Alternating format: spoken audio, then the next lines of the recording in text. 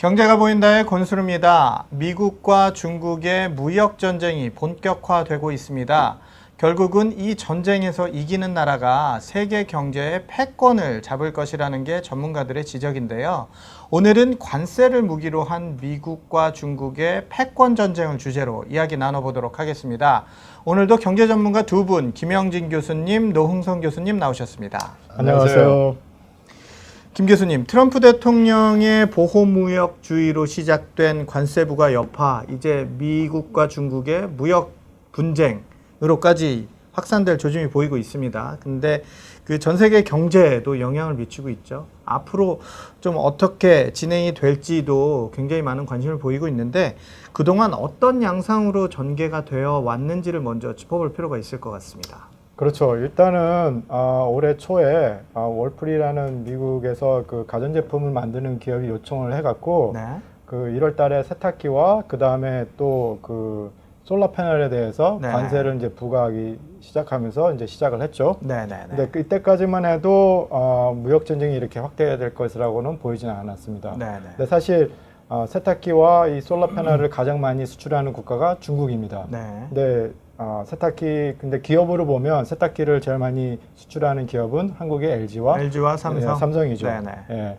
그리고 이제 두 번째 라운드는 이제 이번 3월 달에 미국이 또 전략적인 안보를 이유로 해갖고 알루미늄에 대해서 네. 10%, 철강. 네, 철강에 대해서 25%를 네. 이제 관세를 부과하면서 점차적으로 이제 이제 확대를 시켰습니다. 네네. 이때까지는 이제 중국이 별로 이렇게 반응을 하지 않았어요. 보복 관세를. 왜냐하면 이제 중국을 타겟으로 한 것도 뿐만 아니라 중국이 이제 미국에다가 수출하는 한 10위 정도밖에 안 됐거든요. 네. 그래서 바로 대응을 하지 않았죠. 안 했지만, 그 대신 이제 유럽은 바로 이제 보복 관세를 이제 결정을 했죠. 세 번째 라운드부터는 미국이 본격적으로 중국을 지목하는 이런 정책들을 내세웠죠. 네. 그래서 이제 이번 세 번째 라운드에 이제 미국이 불공정 무역 행위를 네. 바로 잡는다는 이유로 네네. 중국의 한 1,300개 정도의 제품에 500억 달러의 상당한 그러니까 그 제품의 이제 관세를 네. 이제 그 보복 관세를 이제 부과를 하고. 부과하고 이제 했죠. 네네. 그래서 이제 그 상품 명목도 나왔습니다. 네네. 그러자마자 그 전에는 이제 그러자 이제 중국이 농수산물과 이제 돼지고기에 한 30억 달러의 이제 보복 관세를 하겠다고 이제 보복 관세를 했고요. 그 다음에 이제 미국이 이제 그 제품이 나오자마자 또 바로 또 중국이 보복 관세를 하겠다고 하면서 500억 달러 정도의 그 미국 상품에 이제 보복을 하겠다고 네. 지금 이제 한 상태거든요. 근데 사실은 지금 일단은 이렇게 서로 패를 내놓고 네. 지금 이제 협상하고 있는 단계입니다. 네. 예. 그 굉장히 트럼프 대통령이라는 사람에 대해서 궁금증을 갖게 만드는 일들이 계속 지금 벌어지고 있어요. 이렇게 논란이 세계 경제를 막 이렇게 흔들 정도의 논란을 가져오는 이런 정책들, 이렇게 논란이 야기될 것을 알고 있으면서도 트럼프 대통령이 계속 보호무역주의를 주장을 하고 있고 또 계속 잘못된 그런 무역 관행을 바로 잡겠다라고 이렇게 주장을 하고 있는데 다양한 각도에서 좀 살펴볼 필요가 있겠습니다. 그렇죠. 일단 이 지금 보복 관세나 이 무역 전쟁은 뭐 경제학자들도 그렇고 지금 이제 세계 경제가 좋아지고 있는 이런 시츄에이션에서 이거는 굉장히 이제 세계 경제가 오히려 수축될 수 있고 그러니까 많이들 반대하는데 네. 경제적인 관점으로만 보면은 사실은 안 돼요. 그래서 경제적인 관점도 봐야 되고 안보적인 관점도 봐야 되고 그 다음에 또 정치적인 관점 이 세 가지 관점으로만 이 세 가지 관점으로 이렇게 봐야지 지금 이제 트럼프 대통령이 왜 이것을 하는지 사실은 이해가 되거든요. 네, 먼저 첫 번째로 경제적 관점에서 좀 설명해 주시죠. 일단 미국의 그 중국에 대한 무역 수지 적자가 사실은 어마어마해요. 벌써 올해만 해도 500억 달러 가까이 지금 이제 상당히 지금 무역 적자를 볼 생각 이제 그 정도 지금 예상치가 나오고 있거든요. 네. 근데 지난 1999년부터 2016년도까지 18년 동안 자그마치 4.2조의 달러의 그 무역 적자를 봤습니다. 근데 네. 작년하고 올해까지 합치면 거의 한 5조 달러가 될 겁니다. 사실은 어마어마한 액수잖아요. 네, 네, 네. 사실 일본 같은 경우는 뭐 한 이 기간 동안 한 1.1 네.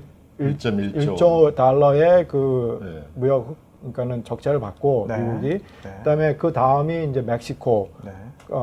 그다음에 이제 독일. 네. 이렇게 그다음에 이제 한국 같은 경우는 한 이 기간 동안 한 2천억 달러 정도밖에 안 됐거든요. 네네네. 그러니까 5조라는 달러의 그 액수는 어마어마한 거예요. 네. 이게 이 네 나라를 합친 것보다도 많고, 많죠, 예, 중국이. 전체 이 기간 동안 미국이 세계 그 본 적자의 한 40~50%를 차지합니다. 네. 근데 이게 문제는 점점 늘어나고 있다는 얘기죠. 네. 예, 그래서 그럼 이거 실제 그 트럼프 대통령이 주장을 하는 것처럼 무역 적자가 엄청나게 지금 그렇죠. 늘어나고 예, 있는 예, 상황인 예, 건 예. 맞는 거네요. 더더구나 미국 경기가 좋아지니까 네. 이게 이제 올해 들어가서는 더 빨리 늘어나는 거죠. 그렇죠. 네. 미국의 소득이 증가하면 수입이 늘어나거든요. 그렇죠. 세계 예. 일반적으로. 네.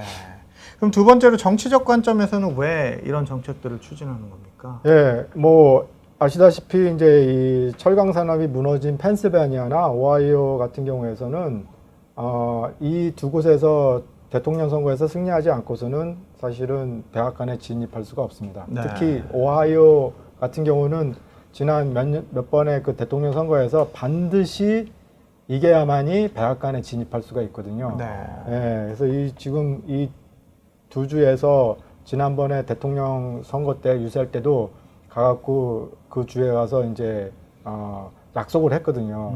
그 동안에 이 철강 산업이나 이런 많은 이제 제조업의 일자리가 해외로 나갔던 것들을 다시 들여오겠다라고 약속을 했기 때문에 거기서 표를 많이 얻었죠. 그렇죠. 예, 그래서 그것 때문에 사실은 트럼프 대통령이 당선이 될 수 있었기 때문에 그것을 지금 이제 공약을 했고 그걸 네. 이제 어쨌든 간에 그 공약을 지키려고 하는 거죠. 네.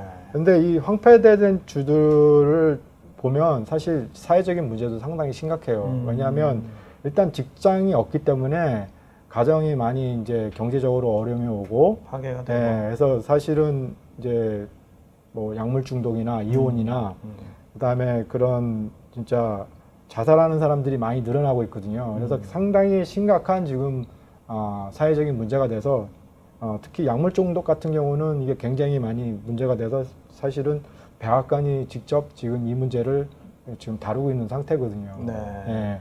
그래서 특히 백인들이 많이 그 숫자가 굉장히 많이 늘었어요. 네. 근데 그 여러 가지 이유가 있지만 거기에 이제 중점 그 이유 많은 이유 중에 하나가 이제 일자리 이제 양조 그러니까는 그런 일자리들이 많이 없어지면서 경제적인 이유가 많이 있다는 거죠. 네. 예, 현대사에서 가장 고통스러운 게 실직이라는 거예요. 그렇죠. 특히 이제 뭐 40, 50대 네. 그 러스트벨트와 관련된 내용은 뒷부분에서 좀 더 다뤄보도록 네. 하고요. 안보적인 관점에서도 이유가 있을 것 같습니다. 그렇죠. 왜냐하면 미국의 그 패권을 위협했던 일본 같은 경우는 네. 경제적으로 미국의 그 경제 규모의 한 60% 됐을 80년대에 잘 나갔을 때 사실은 경제적으로는 미국을 위협할 수 했더라도 안보 같은 경우는 사실 미국의 안보를 의지를 했던 상황이었었고 네. 그 당시 또 군사적으로 라이벌이었던 구소련 같은 경우는 경제적으로는 미국에 훨씬 못 미쳤거든요. 네. 근데 지금 중국은 사실 그동안에 이제 경제가 좋아지면서 끊임없이 지금 군사 확장을 하고 있고, 지금 아시아뿐만 아니라 아프리카에서도 지금 군사 기지를 지금 이제 만들면서 계속적으로 지금 미국의 군사나 경제의 그 패권에 지금 위협이 점점 되고 있는 상황입니다. 네. 근데 이제 특히 2015년도에 중국이 그러니까 제조 강국을 위한 네. 그 로드맵을 발표하면서 특히 최첨단, 미국이 선점하고 있는 이 많은 최첨단 기술을 지금 이제 탐을 내고 있는 상황이고 도전을 하고 있는 상황이거든요. 네. 그래서 중국 정부가 지금 낮은 금리로 중국 기업들에게 융자를 해주면서 네. 지금 굉장히 많은 투자를 하고 있거든요. 그래서 이 과정에 지금 사실 미국의 그 특허와 직접 재산권을 많이 이제 훔쳐가고 있다고 얼마 전에 리포트가 나왔잖아요. 네. 네. 근데 그 분야에서 중국과 홍콩이 자그마치 한 86%를 차지하고 있어요. 그러니까는 100개를 만약에 전 세계에서 미국의 그 지적재산권과 이거를 특허를 훔쳐간다 그러면 네. 거기 한 86개는 이제 홍콩과 중국이 이제 훔쳐가고 있다는 거죠. 근데 그 액수가 자그마치 뭐 적게는 2,500달러에서 2,500억 달러. 2,500억 달러에서 6천억 달러인데 네. 지난 몇 년 동안 미국이 손해본 액수가 1조 달러가 넘었어요. 그러니까 매년 이 정도 된다. 예, 매년 2,500에서 6천억 달러가 되고 지난 몇 년 동안을 이제 합하면은 벌써 그게 한 1.2조 달러 정도가 지금 사실 이 분야에서 지금 손해를 보고 있는 거죠. 미국 입장에서는 굉장히 심각한 심각하게 그렇죠. 바라볼 수 있죠. 문제라고 볼 수가 그러니까 있죠. 이것을 이제 더 이상 이제 미국 입장에서는 용납할 수 없다. 내버려둘 수 없다. 왜냐하면 그런 그 하이텍 그런 기술 같은 경우는 사실은 군사 기술로도 사용이 될 수 그렇죠. 있잖아요. 네. 나중에 국가 예, 안보하고 지켜야 안보하고도 되는 예. 문제니까. 그러니까는 이제 이런 관점에서 지금 사실 문제가 되고 있다. 문제가 되는 거죠. 노 교수님 또 어떤 측면에서 생각을 해볼 수 있습니까? 예, 트럼프 대통령은 2016년도 대통령 선거 유세전에서 위대한 미국의 재건을 그 캐치프레이즈로 내세우지 않았습니까? 그렇죠. 예. 근데 이를 달성하기 위해서는 결국 경제적인 재건 그것부터 시작해야 한다 그런 생각을 가지고 있었습니다. 그렇죠? 근데 지금 다 아시다시피 미국을 무력하게 만드는 것이 연방 정부의 만성적인 그 재정 적자와 또 만성적인 무역 수지 적자. 그렇죠. 그것이 문제됩니다. 근데 이제 이 무역 수지 적자는 국부가 해외로 빠져나간다는 측면에서 연방 정부의 그 재정 적자보다 좀 더 심각하게 바라보고 있는 그런 걸로 생각이 됩니다. 그런데 이제 2001년도 그 중국이 WTO에 가입하면서 보여준 행보는 솔직히 무역이 그 상호 호의 원칙에 의해서 무역이라는 것이 그렇죠. 발생하는데 예. 중국은 솔직히 미국과 서방 세계가 구축해 놓은 그거를 한 WTO 체제 그 내에 순응하지 않는 면이 많습니다. 그렇죠. 예를 들어서 지금 뭐 위안화를 완전 변동 환율제로 가져가지 않고 그다음에 중국도 지금 상당한 시장을 갖다가 그 미국이나 유럽 여타 세계에게 다 개방하지 않는 이런 모습들을 지금 많이 가지고 있거든요. 그래서 미국에서는 이런 걸 바로 잡아야 된다. 그것을 할 수 있는 것은 미국밖에 없다. 뭐 이런 생각을 가지고 있는 거고. 솔직히 또 미국으로서는 그 현재 그 브레튼 우드 체계가 붕괴된 이후에 말이죠. 미국의 달러가 전 세계 솔직히 기축 통화로서 사용되고 있지 않습니까?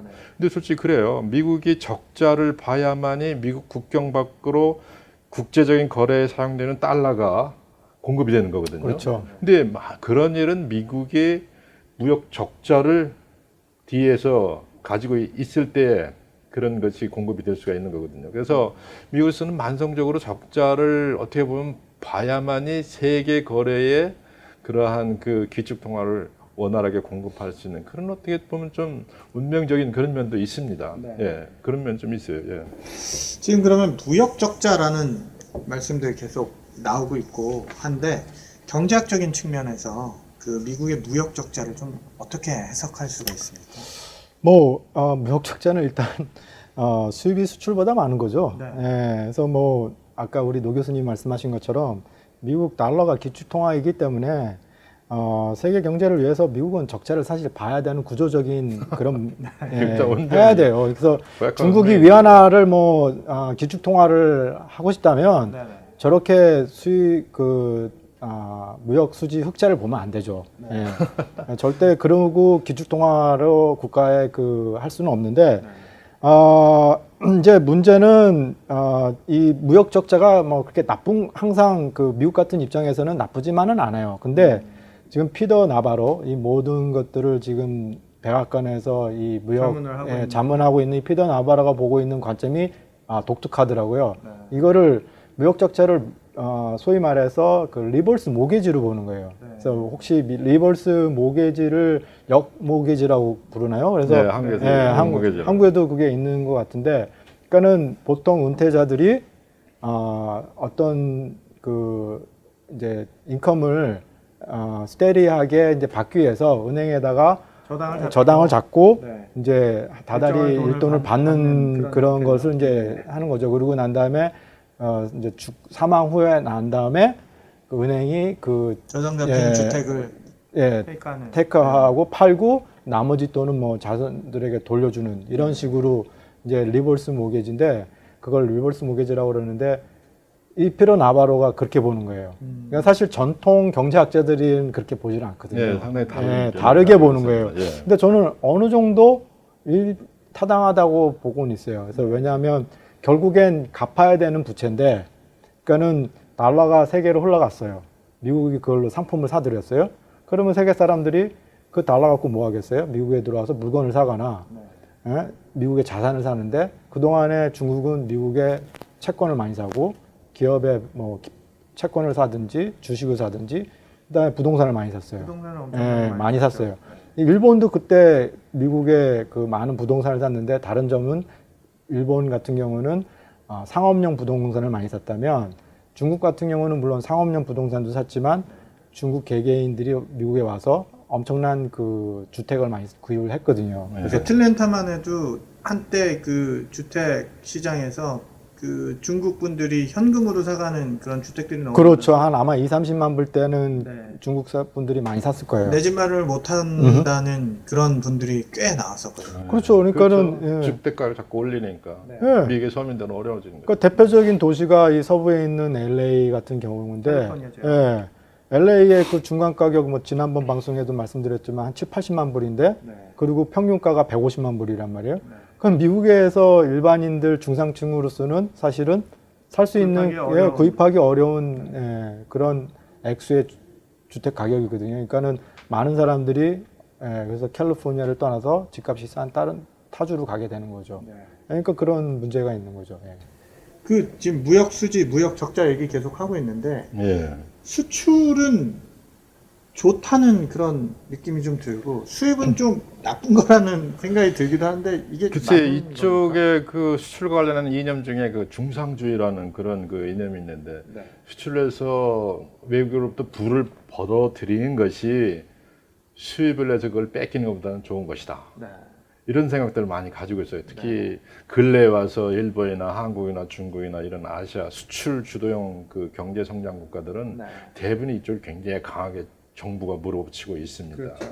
그래서 일반적으로 우리가 그 서로가 수입과 수출을 해서 균형을 잡아가는 그런 체계보다는 일방적으로 계속 그 수출을 많이 해서 그 국부를 쌓으려는 그런 생각들을 가지고 있습니다. 네. 근데 대개 우리가 이제 이런 것이 그럼 좀 더 중립적인 그런 생각을 하면 균형을 맞춰야 된다 이렇게 얘기를 하고 있는데 그러면은 어느 경우에 같은 중상주의 생각을 우리가 그래도 학자적인 입장에서 지원을 해줄 수가 있느냐라고 하면은 대개 그 국내에서 싸게 생산할 수 있음에도 불구하고 외국에서 비싸게 사들인다든가 네.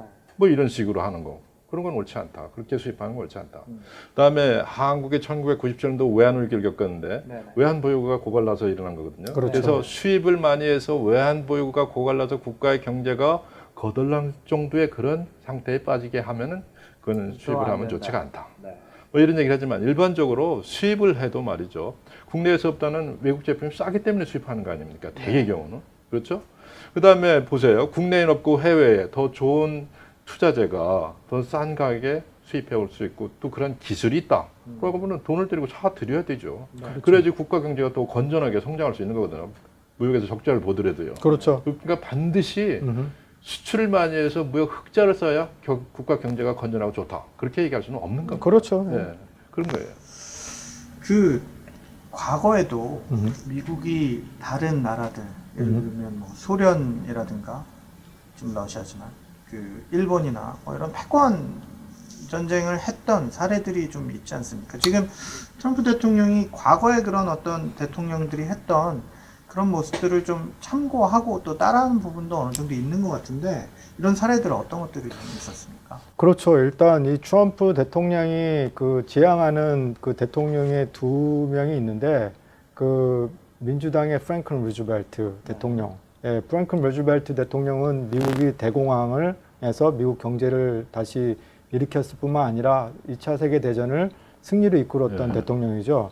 근데 이 대통령하고 트럼프 대통령은 그 뉴욕 출신이에요. 네. 프랭클린 루즈벨트 대통령도 뉴욕 출신이고 민주당이고. 그래서 원래는 트럼프 대통령도 민주당 출신이었던 거 혹시 아시는지 모르겠는데, 네, 그렇다고 하더라고요. 나중에 네. 이제 당을 공화당으로 바꿔서 이제 출마를 했지만, 예.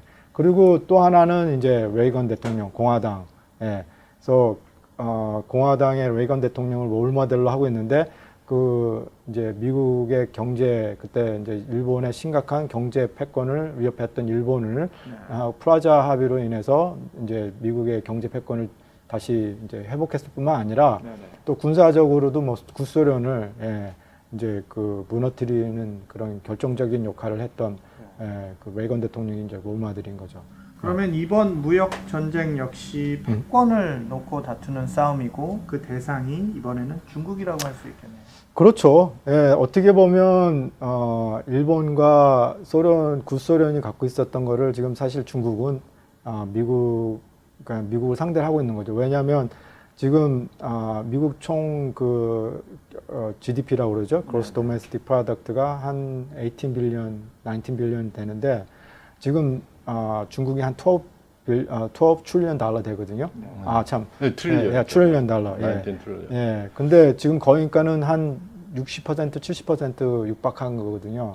예. 그리고 또 지금 중국이 군사적으로도 굉장히 많이 지금 영향을 끼치고 있는데 사실 미국이 갖고 있는 이 기축통화의 그 달러가 갖고 있는 기축통화의 위치는 강력한 군사력이 뒷받침되기 때문에 이게 그렇죠. 가능한 거거든요. 정치적, 경제적 예. 안정과 군사적 안정 그 세 개를 다 가지고 있는 거죠. 그렇죠. 그게 없으면 그게 있기 사실은 때문에 기축통화로 역할을 할 수가 없어요. 네. 그거를 지금 일단 중국이 위협을 할 뿐만 아니라 지금 뉴스에는 잘 안 나오고 있지만 얼마 전서부터 중국이 러시아, 앙골라와 같은 그 비오펙 국가들과 함께 오일 선물 거래를 위안화로 결제를 할 수 있는 선물 시장을 시작을 했어요. 그래서 보통 달러를 예전에는 근본 위주에다가 그만두고 난 다음에 모든 석유로 달러를 결제하는 해서 그 페트로 달러라고 부르잖아요. 그거를 지금 이제 페트로 달러를 위협할 수 있는 페트로 위안화. 그러니까 위안화도 기축 통화 시키겠다. 뭐 그런- 기축통화 어쨌든 간에 시작을 한 거죠. 위협을 하는 거죠. 예. 달러가 갖고 있는 그런 페트로 달러의 그 기축통화의 그 위치를 중국이 이제 계속 위협을 하게 있는 거죠. 그러니까 이런 부분에 있어서 미국에서는 이제 관가할 수만 없는 거죠. 제조업 분야에서도 중국의 기세가 무섭잖아요. 그렇죠. 뭐 아까도 잠깐 말씀드린 것처럼 그 중국이 제조국 강국이 되기 위해서 2015년서부터 시작해서 2025년도에 그 제조국 강국이 되겠다라는 로드맵을 이제 시작을 했는데 지금 이제 그동안 중국은 양적인 성장을 엄청나게 했었잖아요. 그래서 양적인 성장에서 이제 질적인 성장을 하겠다. 이것을 뭐 이제 신창타이라고 부르기도 하는데 사실 지금 전 세계에서 최고의 그 제조국은 독일, 미국, 일본, 그 다음에 한국이거든요. 이 네 국가가 최고의 제조 국가인데 지금 이제 중국은 최소한 최고가 되든지 최소한 일본과 같은 그러니까 한국과 미국과 일본은 제끼겠다 이런 어떤 지금 야심을 갖고 있습니다. 그래서 아까 말씀드린 것처럼 지금 엄청나게 많은 투자를 하고 있거든요. 그래서 이 분야에 대해서 뭐 이거를 그냥 수단과 방법을 가리지 않고 지금 이제 미국의 소위 말해서 그 인텔렉츄얼 프로퍼티 지적 재산권을 지금 막 이제 하면서 특이한 게 뭐냐면 중국에다가 투자를 하려면 반드시 조인 벤처를 해야 되고 그 다음에 이제 또 기술을 이양하라는 그런 어떤 압력도 가할 뿐만 아니라 그 외국 기업이 미국 기업이 만약에 중국에다가 투자를 하면 거기에 있는 정보들을 중국 안에 있는 서버에다가 다 스토어를 해야 돼요. 그렇게 되면 언제든지 중국 정부가 원해. 중국 패 나갈 수가 있는 거예요. 그렇죠. 그러니까 언제든지 원하면 중국 정부가 그 정부가 이제 원하면 그 정보를 빼갈 수 있는 거죠. 이런 상황이니까 심각한 문제들이 많이 발견이 되고 있고 또 이런 부분들에 대해서 트럼프 대통령이 어쨌든 대응을 해 나가고 있다라고 이렇게 해석을 할 수 있겠네요. 그렇죠. 이제 저는 일단은 그렇게 보고 있습니다. 거대한 시장을 접근할 수 있는 그 특권을 준 대신 그걸 빼앗겠다 이런 어떤 그러니까 이제, 정책 같습니다. 그러니까 이제 중국의 이런 위협들을 이제 막겠다는 얘기죠. 예. 알겠습니다. 고맙습니다. 지금까지 미국과 중국의 무역 전쟁의 발단 그리고 진행 과정 등에 대해서 이야기를 나눠봤는데요. 저희 2부에서는 앞으로 이 미국과 중국의 무역 전쟁이 어떤 양상으로 흘러갈지 또 미국 경제, 세계 경제에 어떤 영향을 끼치게 될지에 대해서 이야기 나눠보는 시간 갖도록 하겠습니다. 저희는 2부에서 다시 찾아뵙겠습니다. 고맙습니다. 감사합니다.